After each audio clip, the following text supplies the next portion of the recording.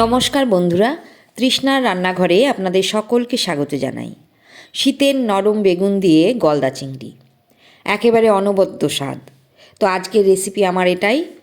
বেগুন দিয়ে গলদা চিংড়ি রান্নার জন্য চাই বেগুন, কচি নরম বেগুন এইরকমভাবে পিস করে নিয়েছি। ধুয়ে নিয়ে অল্প লবণ আর হলুদ মেখে রেখেছি। এখানে আছে দুটো ছোট সাইজের বেগুন। গলদা চিংড়ি নিয়েছি বেশ বড় সাইজের 7টা।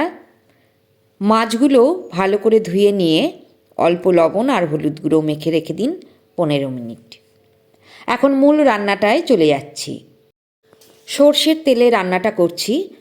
তেল গরম হয়ে গেছে, এবারে গোটা চারেক মাছ আমি দিয়ে দিচ্ছি। চিংড়ি মাছ খুব কড়া করে ভাজতে নেই, অল্প ভাজা হলে উল্টে দিতে হবে। অন্য দিকটাও ভাজা হয়ে গেলে তুলে নিন। বাকি মাছগুলো একই রকমভাবে ভেজে নিতে হবে। এবারে ওই তেলেই বেগুনগুলো আমি ভেজে নেব। অর্ধেক বেগুনের টুকরো আমি দিয়ে দিলাম। বেগুনের টুকরোগুলো খুব কড়া করে এখন ভাজবেন না, হালকা ভাজা হলে উল্টে দিন। অন্য দিকটাও মিনিট খানেক ভাজা হলে তুলে ফেলুন, আর বাকি বেগুনগুলোও ভেজে তুলে নিন। এবারে আমি কড়াইতে আরও একটু তেল দিয়েছি। 2টো তেজপাতা আর 2টো গোটা শুকনো লঙ্কা দিয়ে দিলাম। 1 চামচ দিলাম গোটা জিরে। জিরে ফুটে উঠলে এবারে একটা বড় সাইজের পেঁয়াজ বাটা দিয়ে দিলাম।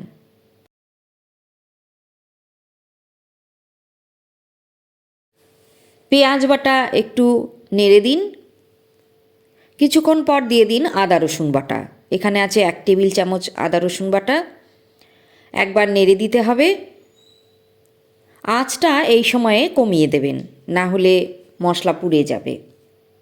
দিয়ে দিলাম 1 চামচ লাল লঙ্কা গুঁড়ো, 1/2 চামচ হলুদ গুঁড়ো, 1/2 চামচ জিরে গুঁড়ো, আর দিচ্ছি 1 চামচ ধনে গুঁড়ো। স্বাদ মতো লবণও এই সময় দিয়ে দিলাম।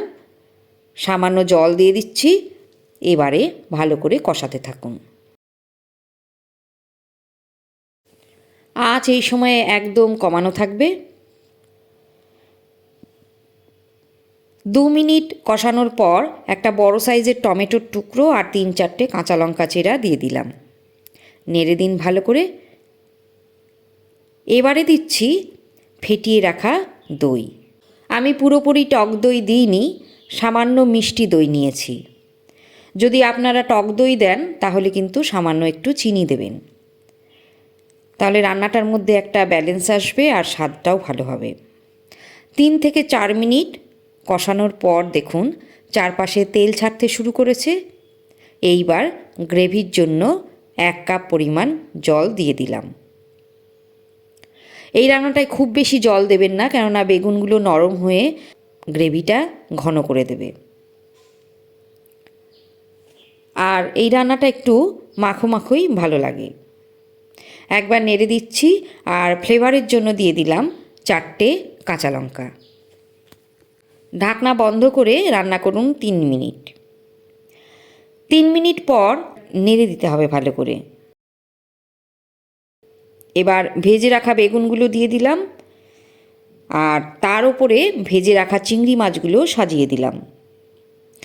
এখন আরও একবার ঢাকনা বন্ধ করে দিন আর রান্না করুন ধিমি আঁচে 5 থেকে 6 মিনিট। 6 মিনিট পর ফিরে এলাম।